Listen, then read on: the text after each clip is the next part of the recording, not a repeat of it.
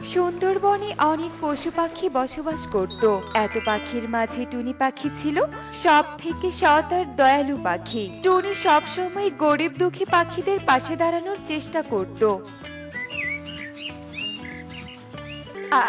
বাবা রে বাবা, পায়ের ব্যথায় পা তো আমি ফেলতেই পারছি না। মনে হচ্ছে সবকিছু ছিঁড়ে ছুটে যাচ্ছে। উড়ে যাওয়ারও তো শক্তি নেই। একটু যে ধীরে ধীরে হাঁটবো তারও তো জো নেই। এ কি বুড়িমা, তুমি এভাবে খুঁড়িয়ে খুঁড়িয়ে হাঁটছো কেন শুনি? কি হয়েছে তোমার পায়ে? আর বলিস না রে মা, পায়ে আজ কদিন হলো কাটা বিঁধে গেছে। সেই ব্যথায় হাঁটতেও পারছি না। বয়স হয়েছে আমার, নিজে নিজে কাজ না করলেও খাবো কি বল? সত্যি বুড়িমা, তোমার ছেলে মেয়েরা যে কেন তোমাকে একা বনে ফেলে রেখে গেছে কে জানে। যাকে সেসব কথা, চলো তোমার বাড়িতে পৌঁছে দেই। এখন থেকে আর তোমাকে একা একা কাজ করতে হবে না। তুমি বাড়িতেই থেকো, আমি তোমার সব কাজ করে দিব। টুনি মেনু বৃদ্ধাকে তার বাড়িতে পৌঁছে দেয়। টুনির আপন বলতে জঙ্গলের এই গাছ, পশু পাখি, নদী এরাই ছিল। টুনি সবসময় অন্যের মাঝে নিজের সুখ খুঁজে নিত। থালা বাসনগুলো আজ ভালোভাবে পরিষ্কার করে একবার কমলা মাসিকে দেখতে যেতে হবে। না জানি কত কষ্ট করছে। আমি গেলেই তো ওই দুটো কথা মন খুলে বলতে পারি। সত্যি শেষ বয়সে কেউ পাশে থাকে না। সাহায্য করো টুনি, আমাকে একটু সাহায্য করো আমায়। এ কি, কে ডাকছে? কে আমাকে এভাবে ডাকছে? আমি ব্যাঙ কথা বলছি, এই দেখো আমাকে।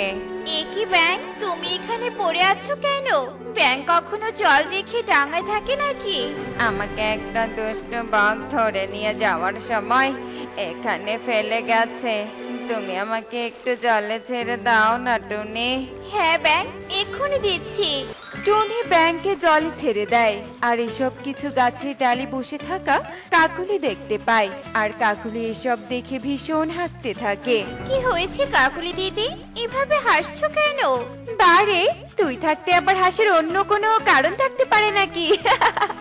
আজকাল তো দেখছি তুই বড্ড দয়ালু হয়ে গেছিস, অন্যের কত উপকার করছিস।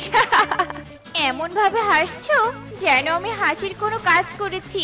এভাবে তুচ্ছ তাচ্ছিল্য না করেও তো পারো বাপু। শোন, এমন ছোটখাটো কাজ করে নিজেকে মহান ভাবার দরকার নেই। পাখিদের টাকা পয়সা দিয়ে তো কোনো সাহায্য করার কোনো মুরত নেই। এসেছে দয়ালু শাস্তে। যেদিন কারো বড় উপকার করতে পারবি সেদিন অত ফটর ফটর করিস, বুঝেছিস? কাকুলি টুনিকে তার কাজকর্মের জন্য বেশ অপমান করে উড়ে চলে যায়। কিন্তু টুনি কাকুলির কথায় কোনো মন খারাপ করে না, কারণ টুনি জানে অন্যের কোনো সামান্য উপকারে আসলেও ভীষণ শান্তি পাওয়া যায়। সৃষ্টিকর্তা, কত পাখি খাবারের অভাবে না খেয়ে আছে। কত পাখি চিকিৎসা করাতে পারছি না। জানি না আমি কবে তাদের সাহায্য করতে পারবো। কত পাখি আমাকে নিয়ে হাসি ঠাট্টা করে, কত পাখি আবার খুশি হয়। পুরো বন যখন ঘুমের দেশে চলে গিয়ে নীরবে ঘুমাচ্ছিল, তখন টুনি যেন তার সমস্ত দুঃখ কষ্টকে উপড়ে ফেলছিল। এই কষ্ট যেন টুনির একার। টুনির এই কষ্টের ভাগ নিতে কেউই নেই। এমন সময় হঠাৎ এক মিষ্টি কণ্ঠ ভেসে আসে টুনির কানে। টুনি, আমার সাথে এসো। এসো টুনি, আমার সাথে এলে তুমি সব সমস্যার সমাধান করতে পারবে। এসো আমার সাথে। কে তুমি? না না, কোনো অশুভ শক্তি না তো? আমাকে যদি ধরে নিয়ে যায়, কোনো ক্ষতি করে, আমাকে এক্ষুনি জানালা লাগিয়ে দিতে হবে। টুনি ভয়ে জানালা লাগিয়ে দেয়। আর এভাবেই দিন কাটতে থাকে। টুনি মাঝে মাঝে সেই অদ্ভুত মিষ্টি কণ্ঠ শুনতে পেত, কিন্তু টুনি সেই কণ্ঠকে গ্রাহ্য না করে ঘুমিয়ে যেত। এভাবে অন্যকে সাহায্য করে টুনি বেশ সুখেই দিন কাটাচ্ছিল। টুনি, টুনি, আমার সাথে এসো। আমি তোমাকে এক সুন্দর জায়গার সন্ধান দিতে পারি, যা তোমাকে এক উজ্জ্বল দিন উপহার দিবে, যা দিয়ে তুমি গরিব দুঃখীর উপকারে আসবে। সত্যি সত্যি বলছো তুমি? তাহলে আমি যাব। টুনি প্রজাপতির সেই মিষ্টি কণ্ঠের পিছু উঠতে থাকে। আর প্রজাপতি টুনিকে এক গভীর জঙ্গলের দিকে নিয়ে যায়। জঙ্গলের চারিদিকে অন্ধকার থাকার কারণে টুনি ভালোভাবে দেখতে না পাওয়ায় মাটিতে নেমে আসে। প্রজাপতি, কোথায় তুমি? প্রজাপতি। টুনি শুকনো পাতার উপর দিয়ে হাঁটার কারণে হাঁটার শব্দেই সেখানে দাঁড়িয়ে থাকা এক গাছের ঘুম ভেঙে যায়। উফ, কে বাবু তুমি? এভাবে এত রাতে আমার ঘুম ভাঙিয়ে দিলে? তোমার কি খেয়ার কোনো কাজ নেই নাকি? এত রাতে তুমি এখানে হাঁটছো? এমনিতেই তোমাদের পাখিদের আমার সহ্য হয় না। ক্ষমা করো গাছ, আমায় ক্ষমা করো। আমি আসলে অন্ধকারে ভালোভাবে কিছু দেখতে পাচ্ছি না, তাই শুকনো পাতায় পা দিয়েছি। আমি এক্ষুনি চলে যাচ্ছি। টুনি গাছের কাছে ক্ষমা চেয়ে সামনের দিকে এগিয়ে যেতে থাকে। আরে, পাখিটাকে দুষ্টু ভেবেছিলাম, আর পাখিটা কিনা আমার কাছে ক্ষমা চেয়ে গেল। সত্যি আজও ভালো পাখি আছে। প্রজাপতিটা তো হারিয়ে গেল। হায় হায়, আমি আবার কোনো বিপদে পড়লাম না তো? এবার কি হবে আমার? আমার যে ভীষণ ভয় করছে। টুনি একা একাই হাঁটার সময় হঠাৎ এক ছোট্ট খরগোশ টুনির সামনে আসে। আরে আরে, তুমি কে? আমি আমি করছো? তোমার নাম তো আমাকে বলো। তুমি এত রাতে কেন এখানে এসেছো? কোন উদ্দেশ্য নিয়ে এখানে এসেছো শুনি? খরগোশের কথায় টুনি কিছুটা ঘাবড়ে যায়, আর টুনি খরগোশকে সব কথা খুলে বলে। বুঝেছি, তুমি অনেক ভালো একটা পাখি, তাই তো তোমাকে উপহার দেওয়ার জন্য ওই প্রজাপতি তোমাকে ডেকেছে। শোনো, এখান থেকে উত্তরের দিকে একটা রাস্তা আছে, সেই রাস্তা ধরে সামনে এগিয়ে গেলেই তুমি একটা পাহাড় দেখতে পারবে, আর ওই পাহাড়ের গুহায় আছে সোনার খনি। তুমি সেখান থেকে স্বর্ণ এনে গরিবদের সাহায্য করতে পারবে। সত্যি বলছো তুমি খরগোশ? তোমাকে অনেক ধন্যবাদ। কিন্তু ওই প্রজাপতি হারিয়ে গেল কেন? তুমি না থাকলে তো আমি কিছুই জানতে পারতাম না কেন প্রজাপতি আমাকে এভাবে মাঝপথে ফেলে গেল। তুমি ওই প্রজাপতির নাগাল পাবে কি করে টুনি? এখন যে রাত শেষ হতে চললো, ভোরের আলোর সাথে সাথে প্রজাপতি যে মিলিয়ে যায়, যাকে আমরা আর খুঁজে পাই না। মানে সবকিছু তো আমার কাছে কেমন ধোঁয়াশা লাগছে। আমায় খুলে বলো তো সবটা। শোনো, তোমার কাছে যে প্রজাপতি ছিল ও আসলে একটা পরী, আর তোমাকে যে সোনার খনি সন্ধান দিলাম তা ওই পরী। ওই পরী তোমাকে তার সব সম্পদ দিতে চায়। হয়তো তুমি কোনো সৎ পাখি, কিন্তু পরীর এমন অবস্থা হলো কি করে? অভিশাপে। আসলে পরী অনেক অহংকারী ছিল। একদিন এক তান্ত্রিককে সাহায্য না করায় তান্ত্রিক পরীকে অভিশাপ দেয়, আর সেই থেকেই পরী একটা প্রজাপতি হলেও দিনের আলোর সাথে সাথে অদৃশ্য হয়ে যায়। তাই তুমি পরীকে সাথে রাতে প্রজাপতি রূপে দেখবে। এবার বুঝতে পেরেছি। কিন্তু খরগোশ, আমি যে এভাবে স্বার্থপরের মতো পরী সোনা গহনা নিতে পারবো না। আমি পরীকে সুস্থ করতে চাই। তুমি কি এর উপায় জানো? না টুনি, তবে চলো এক জায়গায়। আমার জানার সাধু বাবা আছে, তিনি এর সমাধান করতে পারবে। টুনি ও খরগোশ সাধুর উদ্দেশ্যে হাঁটতে থাকে। এদিকে হাঁটতে হাঁটতে দিনের আলো ফুটে যায়, আর তারা সাধু বাবার কাছে পৌঁছে গিয়ে সব কথা খুলে বলে। বুঝেছি, এর একটা মাত্র সমাধান আছে। শোন বাছারা, এখান থেকে সামনে গিয়ে পাহাড়ের চূড়ায় এক কালো ফুল পাবি। কোন সৎ আর নির্লোভী পাখি যদি সেই ফুল প্রজাপতির শরীরে ছোঁয়াতে পারে, তাহলে সেই অভিশাপ কেটে যাবে। আমি যাব বাবা। সবাই আমাকে সৎ পাখি বলে। আমার বিশ্বাস আমি পরীর অভিশাপ তুলে দিতে পারবো। খরগোশ, তুমি থাকো এখানে, আমি চললাম। টুনি এক ছুটে সেই কালো পাহাড়ের উদ্দেশ্যে যায়, আর অনেক কষ্টের পর টুনি সেই ফুল নিয়ে আসে। এরপর তারা সাধু বাবাকে বিদায় জানিয়ে আবার সেই সোনার খনির কাছে যায়। এ কি তোমরা? টুনি, তুমি এখনো স্বর্ণ নিয়ে যাওনি কেন? না পরী, আমি সবটা জানার পরও তোমাকে কি করে বিপদে ফেলে বলো? এরপর টুনি সেই ফুল প্রজাপতির গায়ে ছুঁয়ে দিতে প্রজাপতি পরিরূপে ফিরে আসে। এ কি, আমি তো মুক্ত হলাম। আমি তো কল্পনাও করতে পারছি না যে আমি মুক্ত হয়েছি। আমি তো ভেবেই নিয়েছিলাম যে আমি আর কোনোদিন মুক্ত হতে পারবো না। চেষ্টা করলে সব সম্ভব পরী। তোমার উপর আমি অনেক খুশি টুনি, অনেক খুশি। যাও, তোমার যত ইচ্ছে স্বর্ণ নিয়ে যাও।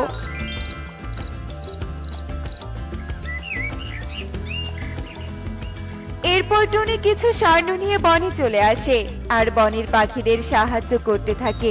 ধীরে ধীরে টুনিকে যারা হিংসে করত তারাও তাদের ভুল বুঝতে পারে। দেখলে তো বন্ধুরা, আমাদের উদ্দেশ্য যদি সৎ হয় তাহলে আমরা লক্ষ্যে পৌঁছাবই। এমনই সব মজার মজার শিক্ষণীয় টুনি পাখির গল্প দেখতে আমাদের সাথেই থেকো। আর গল্পটি কেমন হয়েছে তা কমেন্টে জানাতে ভুলো না কিন্তু। Bye bye. খরগোশ বন্ধু, তুমি আমার সাথে ফুল বিক্রি করে আমাকে অনেক সাহায্য করছো। এতে আমার খুব উপকার হচ্ছে। তোমাকে অসংখ্য ধন্যবাদ বন্ধু। বন্ধু হয়ে বন্ধুর বিপদে পাশে না থাকলে সে কখনো প্রকৃত বন্ধু হতে পারে না টুকি। একই টুকি, এই মানুষ কন্যা আমাদের বনে এলো কি করে? ভালোই হলো, তোদের তো অনেক অভাব, তাই আমরা যদি এই মানুষ কন্যাকে শিয়াল রাজার হাতে তুলে দেই তাহলে তো শিয়াল রাজা আমাদের অনেক টাকা দিবে। না বন্ধু, আমার মা বলে কারো ক্ষতি করে কেউ কখনো সুখী হতে পারে না। তাই এই মানুষ কন্যার ক্ষতি করে আমি আমাদের অভাব দূর করতে পারবো না। চলো বন্ধু, আমরা এই মানুষ কন্যাকে বাড়িতে নিয়ে যাই। এরপর টুকি ও খরগোশ মিলে মানুষ কন্যাকে টুকির বাড়িতে নিয়ে আসে আর টুনিকে সব কথা খুলে বলে। ঠিক করেছিস তোরা, এত ছোট মানুষ কন্যাকে আমরা সবাই মিলে বড় করে তুলবো। ঠিক বলেছিস টুনি, আজকে থেকে মানুষ কন্যা আমাদের বনে বেড়ে উঠবে আর আমরা সবাই পরিশ্রম করে ওর থাকা খাওয়ার ব্যবস্থা করব। এরপর বনের সবাই মানুষ কন্যার কথা জানতে পারে আর সবাই মিলে মানুষ কন্যার খেয়াল রাখতে থাকে। আর এভাবে দেখতে দেখতে বেশ কয়েক বছর কেটে যায়। এদিকে বনে বেড়ে ওঠা সেই মানুষ কন্যাও অনেক বড় হয়ে যায়। মেঘমালা, সকাল হয়ে গেছে, এবার ঘুম থেকে ওঠো আর খাবারটা খেয়ে নাও। আমি আজকে বেতন পেয়ে তোমার জন্য একজোড়া নতুন জুতো কিনে এনেছি মেঘমালা, তুমি তাড়াতাড়ি ওঠো।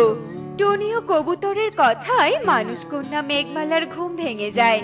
একে টুনি মাসি, তোমরা নিজেদের কাজ ফেলে রেখে আমার সেবা যত্ন করতে এসেছো? হ্যাঁ মেঘমালা, আমরা ছাড়া যে তোমার আপন বলতে আর কেউ নেই, তাই আমরা তোমার জন্য খাবার নিয়ে এসেছি। ঠিক আছে টুনি মাসি, তোমরা খাবার আর আমার নতুন জুতোগুলো রেখে যাও, আমি ফ্রেশ হয়ে খেয়ে নিচ্ছি। আর শোনো, তোমাদের এই উপকারের কথা আমি কখনো ভুলবো না। এরপর টুনি, কবুতর ও খরগোশ সেখান থেকে চলে যায়। কি কাল তো পারুলের জন্মদিন, তাই আমার বাবা আমাকে অনেক দামি একটা উপহার কিনে দিয়েছে। ওই উপহারটা পেলে পারুল খুব খুশি হবে। এই টুকি, পারুলের জন্মদিনে আমরা কি উপহার দিব? আমি বরং মাকে বলে এক জোড়া জুতো কিনে নিব আর পারুলকে জন্মদিনের জুতো উপহার দিব। আমার মা তো খুব গরিব, আমি তো পারুলের জন্মদিনে কোনো উপহার দিতে পারবো না। এরপর টুকি মন খারাপ করে সেখান থেকে চলে যায় আর সমুদ্রের পাড়ে গিয়ে কাঁদতে থাকে। আমি তো জন্মদিনে আসতে পারবো না রে পারুল, আমাকে তুই মাফ করে দিস। আমাদের অভাবের জন্য আমি মাকে উপহার কেনার কথা বলতে পারবো না। এরপর টুকি সমুদ্রের পাড়ে দাঁড়িয়ে কাঁদতে থাকে আর সন্ধ্যা হলেই বাড়িতে চলে আসে। আর এভাবে দেখতে দেখতে সেই দিন কেটে যায়।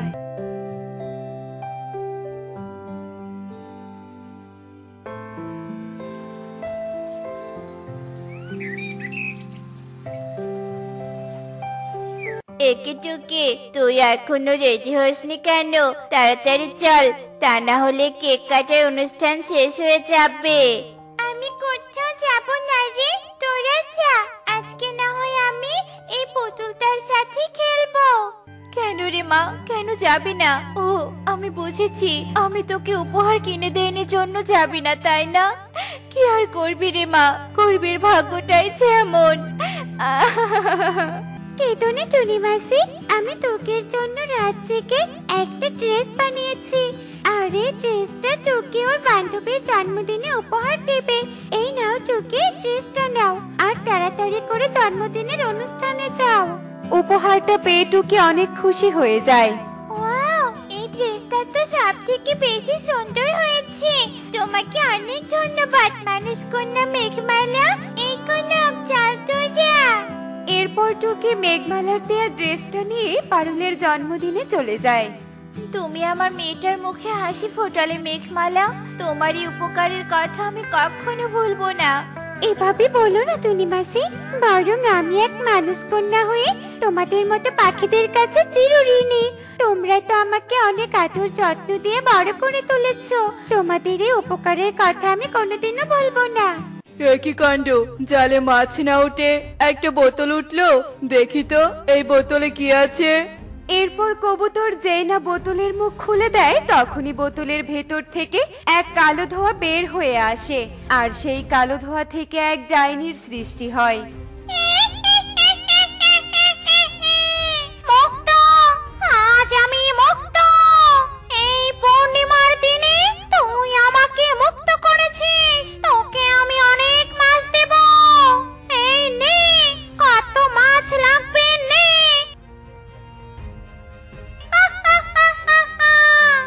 এরপর ডাইনি সেখান থেকে চলে যায়। এই তো সেই জায়গা, যেই জায়গা থেকে ওই তান্ত্রিক আমাকে বোতলে বন্দি করে পানিতে ফেলে দিয়েছিল। তুই বনে এসে সবার ঘুম নষ্ট করছিস? তোর গানের আওয়াজে নাকি কেউ ঠিক মতো ঘুমোতে পারে না।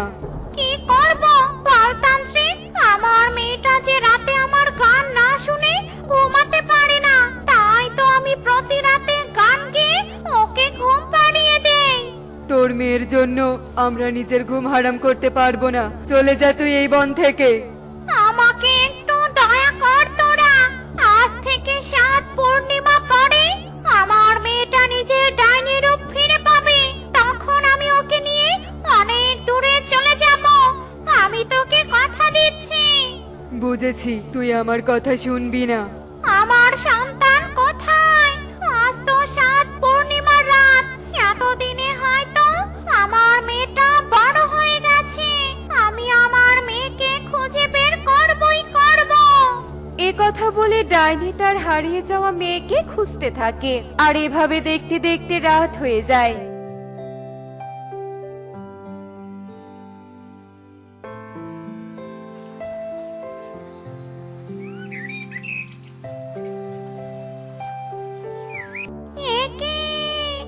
আমি কোন রূপে ফিরে এসেছি?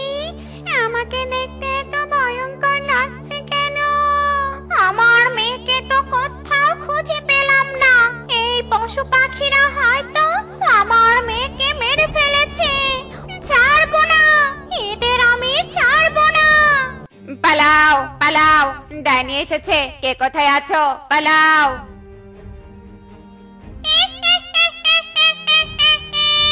পালা পালা, পালিয়ে আর যাবি কোথায়? তোদের সবকটার মাথা আমি আজ কোড়মুড়িয়ে মুচকে দেব। খরগোশের চিৎকার শুনে বনের সবাই এদিক সেদিক ছুটতে থাকে আর সবার চিৎকার মেঘমালা ঘর থেকে শুনতে পায় আর বাহিরে বেরিয়ে আসে। সবাই এভাবে ডাইনি ডাইনি বলে চড়ছে কেন? এ তো দেখছি মানুষ কন্যা মেঘমালা ডাইনি হয়ে গেছে। ওরে বাপরে, পালা রে পালা। ভয় পেও না খরগোশ, আমি তোমার কোনো ক্ষতি করব না। কি হয়েছে? তোমরা এভাবে চড়ছো কেন? এরপর খরগোশ ডাইনি কন্যা রূপে মেঘমালাকে সমস্ত কথা খুলে বলে। এতদিন যে বনবাসী আমাকে কষ্ট করে বড় করে তুলেছে, আজকে তাদের বিপদে তাদের পাশে দাঁড়াতেই হবে। চলো খরগোশ, আমার সাথে চলো। ছাড়বো না, এক্ষুনি আমি তোদের একে একে ঘাড় মটকে দেব। ওদের কিছু করার আগে তোমাকে আমার সাথে লড়তে হবে। এসো, আমার সাথে লড়াই করো। তুই তো আমার মতোই ডাইনি কন্যা মনে হচ্ছে, তবে কেন তুই ওদের হয়ে লড়তে চাইছিস বলতো? ওরা আমাকে সেই ছোটবেলায় কুড়িয়ে পেয়েছিল আর সবাই মিলে কষ্ট করে আমাকে অতি আদরের সাথে মানুষ করেছে। আর এতদিন আমি এক সাধারণ মানুষ কন্যা ছিলাম। আজ পূর্ণিমার রাতে আমি ডাইনি কন্যা রূপে পরিণত হয়েছি।